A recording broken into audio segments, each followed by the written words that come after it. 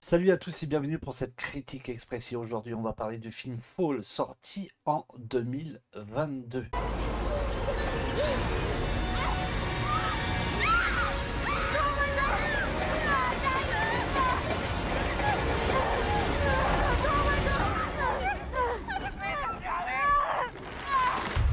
Alors là, j'ai un petit coup de gueule. Et là, c'est pas par rapport au réel, c'est pas par rapport à la réalisation, c'est pas par rapport à la photographie, ni à l'interprétation. C'est plutôt au niveau de la distribution du film. C'est incroyable qu'un film comme ça n'a pas été diffusé au cinéma en France. Il a été diffusé aux États-Unis, en Angleterre, en Belgique, en Allemagne, au Portugal, en Espagne, il me semble, mais pas en France. C'est quand même incroyable. Parce que le film, certes, c'est comme un petit film B. Voilà. Il n'est pas extraordinaire. Il n'est pas nul non plus, hein. Non, non, non. C'est un bon film. Mais j'ai jamais connu une sensation de vertige durant un film. Alors, en soi, j'ai pas trop le vertige. Vous voyez, moi j'habite au quatrième étage, je peux regarder en bas sans souci. Par contre, vous me mettez au haut de la tour Eiffel, là ça commence à être un petit peu tendu, et vous me mettez comme les deux filles en haut d'une station radio, sur une petite plateforme avec aucune protection, au moindre pas on peut tomber. Non, c'est pas possible. Moi je pète une crise. Voilà. Et donc, tout le long du film, tout le long du film, j'ai eu cette sensation de malaise et de comment dire, tout simplement de vertige. Alors, Fall, ça raconte quoi? C'est l'histoire d'un couple, jeune couple, qui vont escalader une montagne avec leur meilleur ami. Et malheureusement, il arrive quelque chose de grave.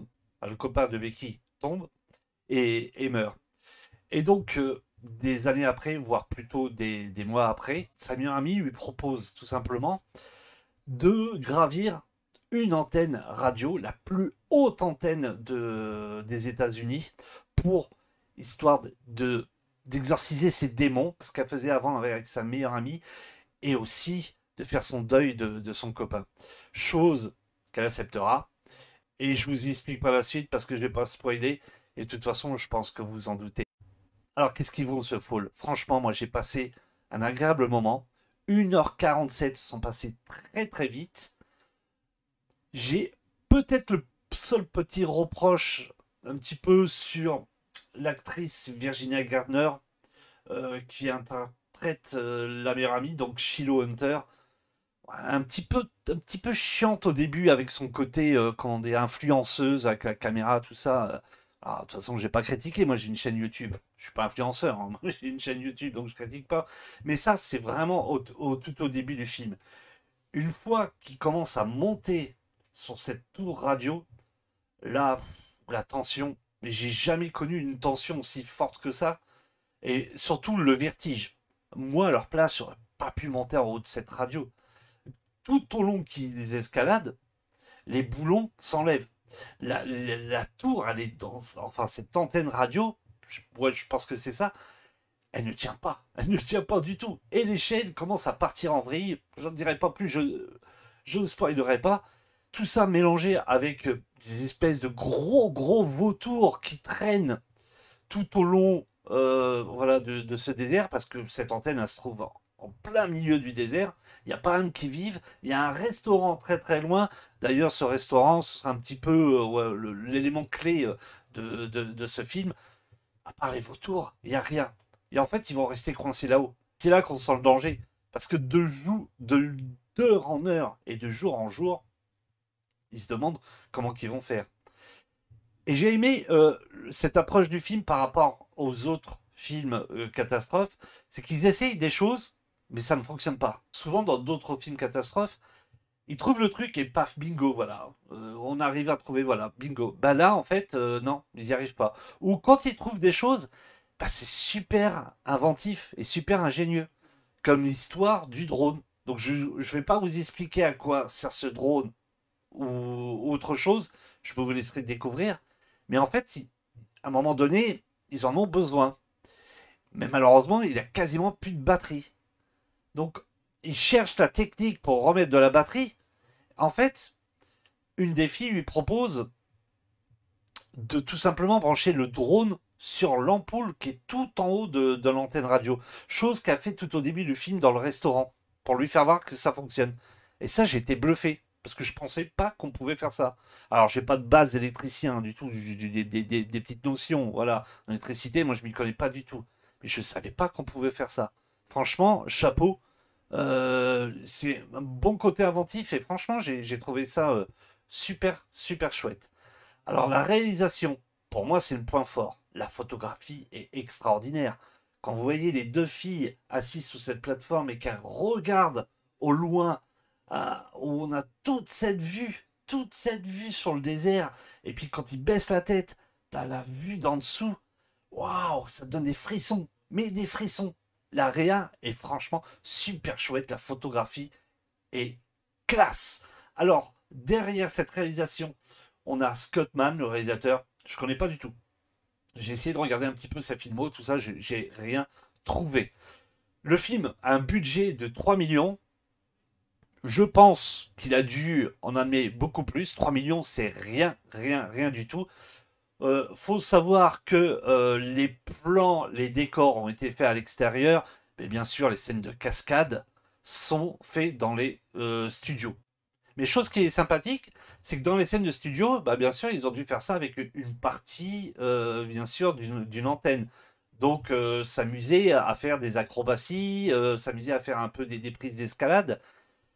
Et c'est ça qui est bien dans ce film-là, c'est que, en fait, vous voyez que ces deux actrices, ah ben, ils ont joué le jeu. Parce que même si la tour, enfin, la tour dans le studio était plus petite que l'autre, il faut quand même le faire si vous avez un petit peu le vertige. Et apparemment, ce que j'ai pu lire, c'est qu'il y en avait une des deux qui avait quand même pas mal le vertige. Donc, j'aime bien ce côté, comment dire, qu'on mouille le maillot, qu'on a vraiment des acteurs à l'ancienne. Vous voyez, j'ai en tête par exemple Tom Cruise.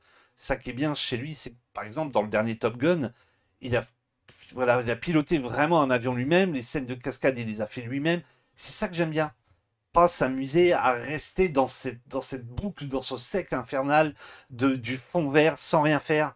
Voilà. Un acteur, pour moi, ça doit être aussi fort au niveau du langage qu'au niveau gestuel. Voilà. Et c'est pour ça que j'aime Tom Cruise. J'en reviens au film. Les, les acteurs. Alors, il y a Virginia Garner, je ne connaissais pas du tout. Et Grace Fulton, je me suis dit, je l'ai déjà vu quelque part. Oui, c'est dans La Nonne 2. Malheureusement, je me suis rappelé de ce film. Une horreur, une horreur. Et après, je ne sais pas dans beaucoup d'autres films à la jouer. Vous avez Mason Gadding qui joue le petit ami, voilà, qui est dead vraiment vite fait tout au début. D'ailleurs, je le dis au début, hein, c'est pas du spoil ça, parce qu'on le sait vraiment dans le synopsis. Et on trouve l'acteur Jeffrey Dean Morgan. C'est le monsieur bat de baseball dans Walking Dead, vous voyez, celui-là qui se promène avec Lucille.